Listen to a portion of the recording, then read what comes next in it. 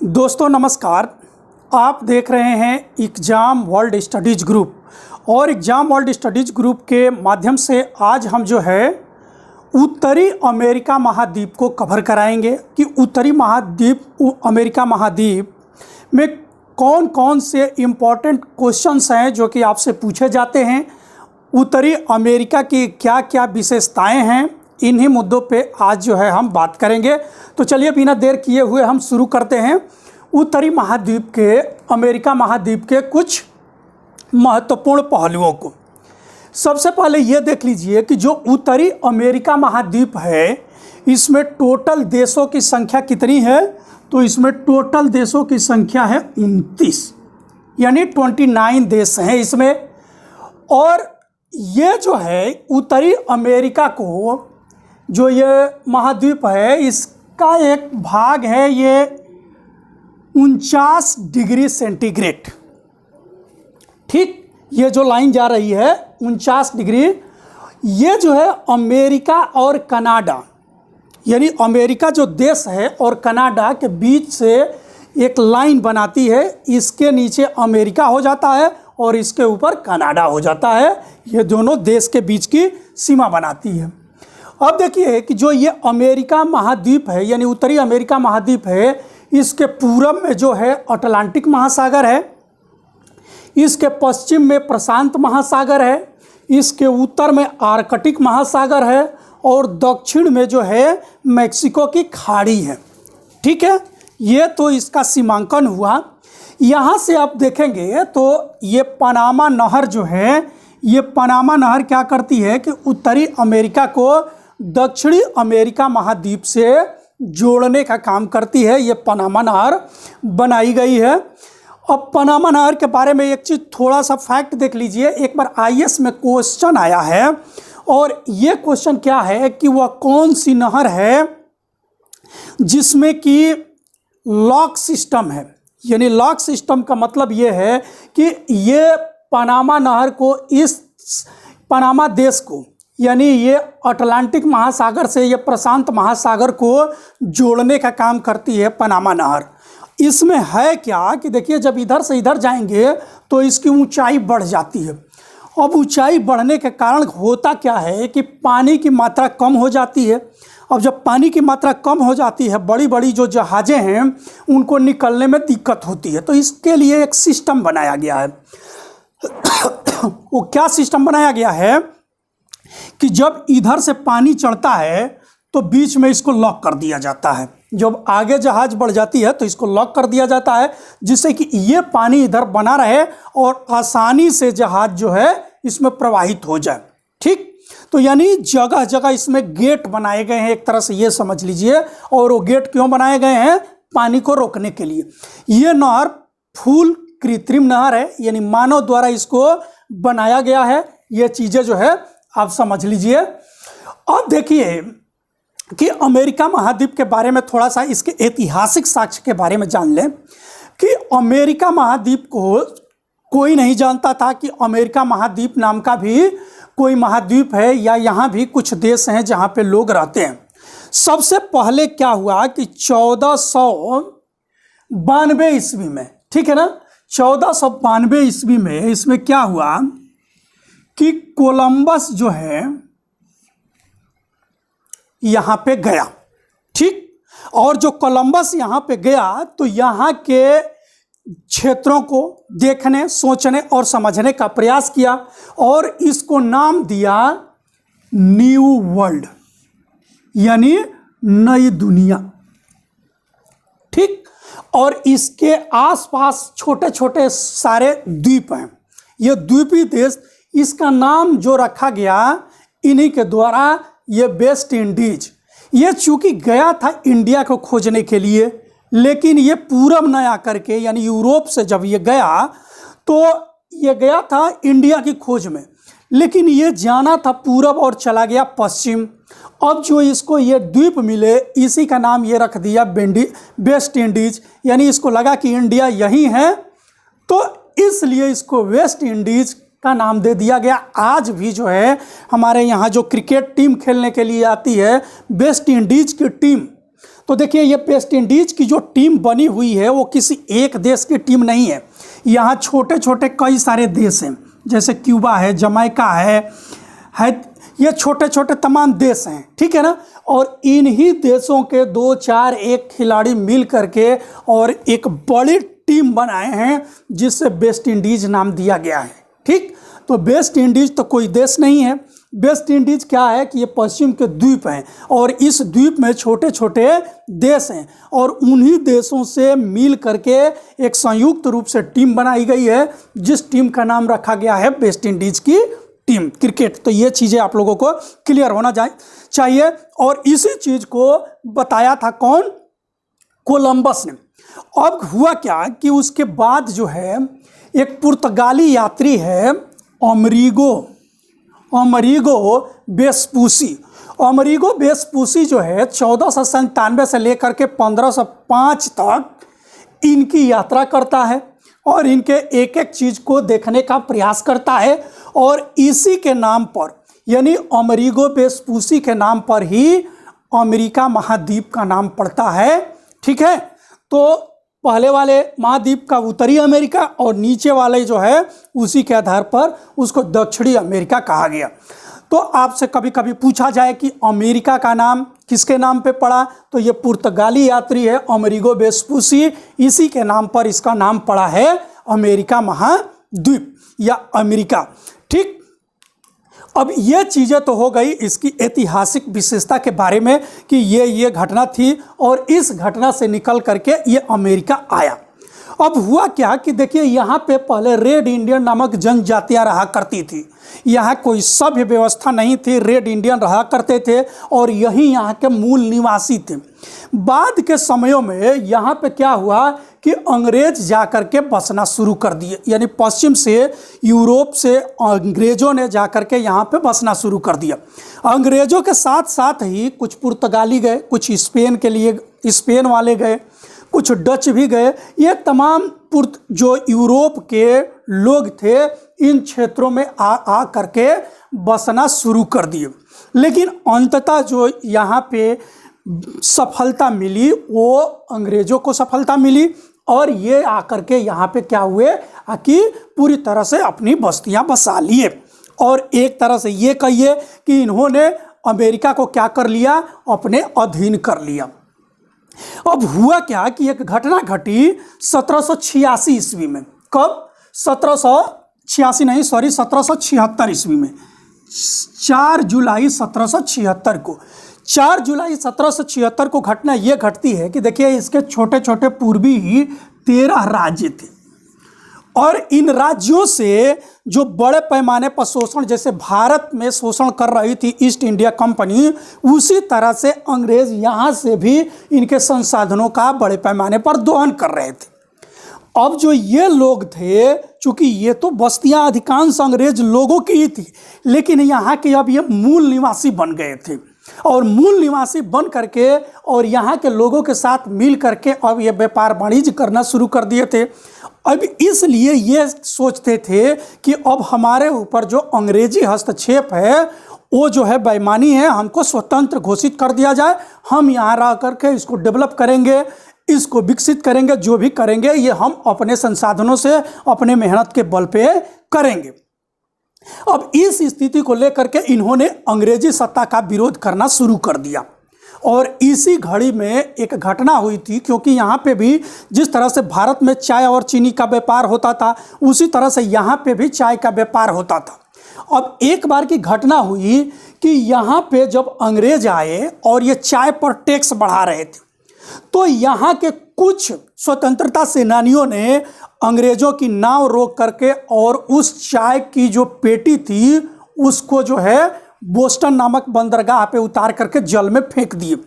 इस घटना को बोस्टन टी पार्टी के नाम से भी इतिहास में जाना गया है। क्लियर?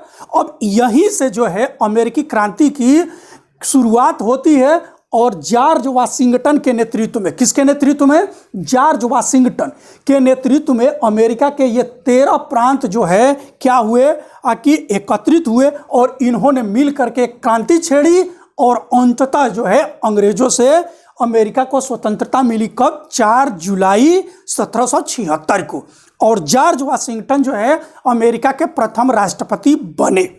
तो इस प्रकार से ये चीज़ें आपको समझ में आ गई कि अमेरिका का इतिहास कैसा था, अमेरिका स्वतंत्र कैसे हुआ।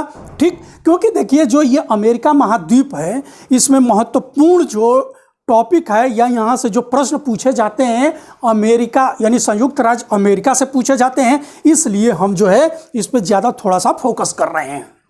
अब देखिए इसके कुछ महत्वपूर्ण बिंदुओं पर देख लेते हैं। कहा गया है कि अमेरिका में एक मूर्ति है जिसका नाम है statue of liberty. Statue of liberty जो है यहाँ की प्रसिद्ध मूर्ति है। ये अमेरिका का स्मारक भी है। अमेरिका का क्या है? स्मारक भी है।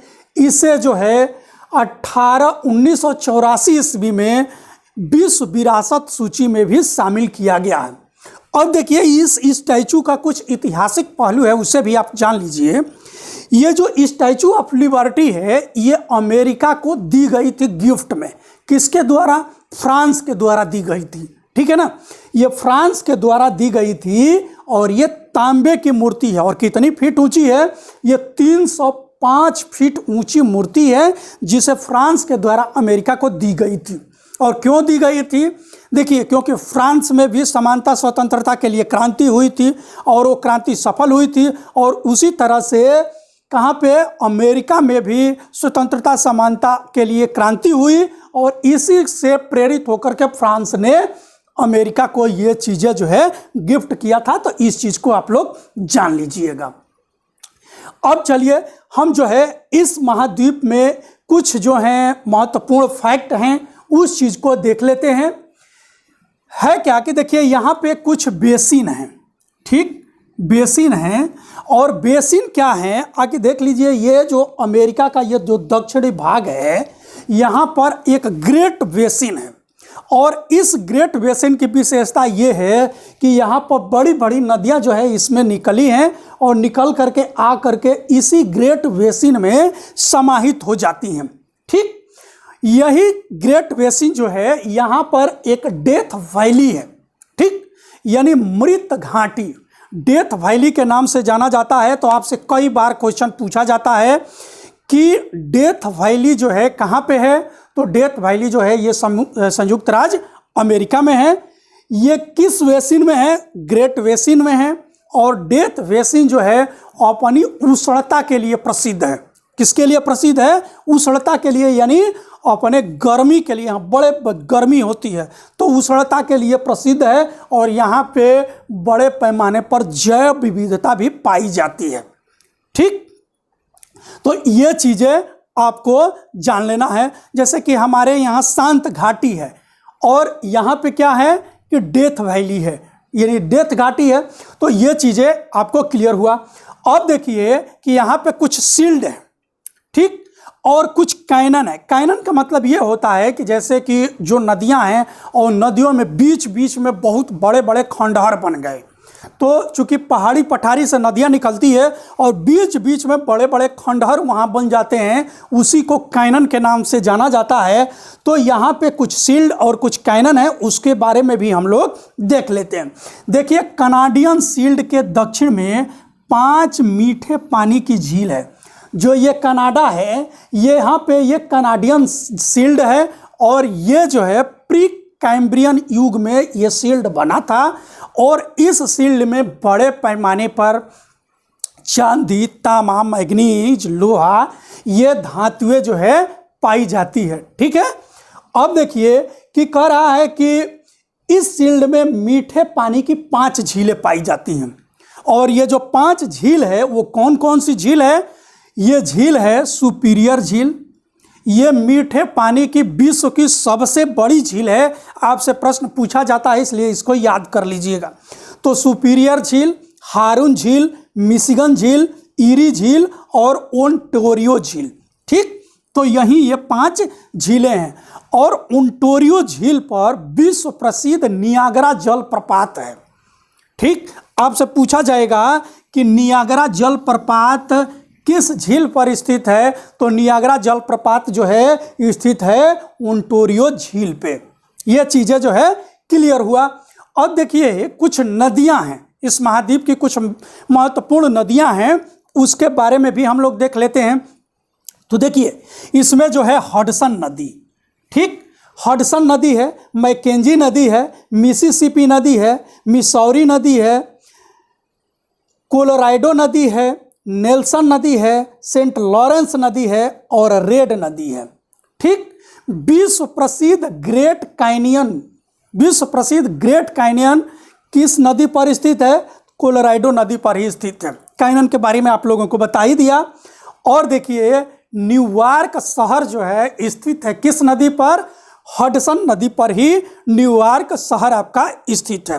तो ये नदियां थी जो महत्वपूर्ण थी, मैंने इसको कंप्लीट कराया।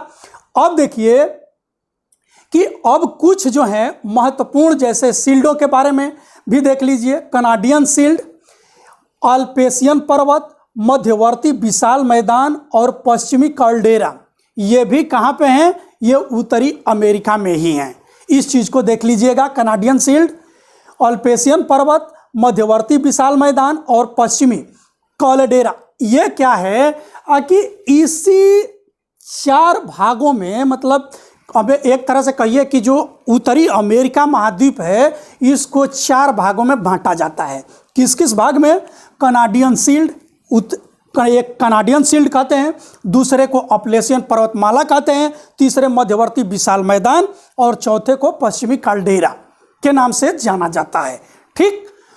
अब हम चलते हैं आगे। देखिए उत्तरी अमेरिका में जैसे कि जो संयुक्त राज्य अमेरिका है इसमें येलोस्टोन नेशनल पार्क पाया जाता है।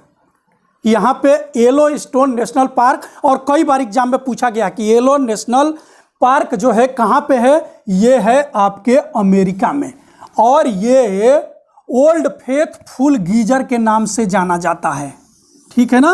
ओल्ड फेथफुल गीजर जो है ये कहाँ पे है? तो ओल्ड फेथफुल गीजर जो है येलो नेशनल पार्क में है, ये चीज़ समझ लीजिए। और ये गीजर क्या होता है इस चीज़ को मैं बताऊंगा अभी, पहले ये देख लीजिए कि यहाँ पे जो पठार हैं वो कौन कौन से पठार हैं।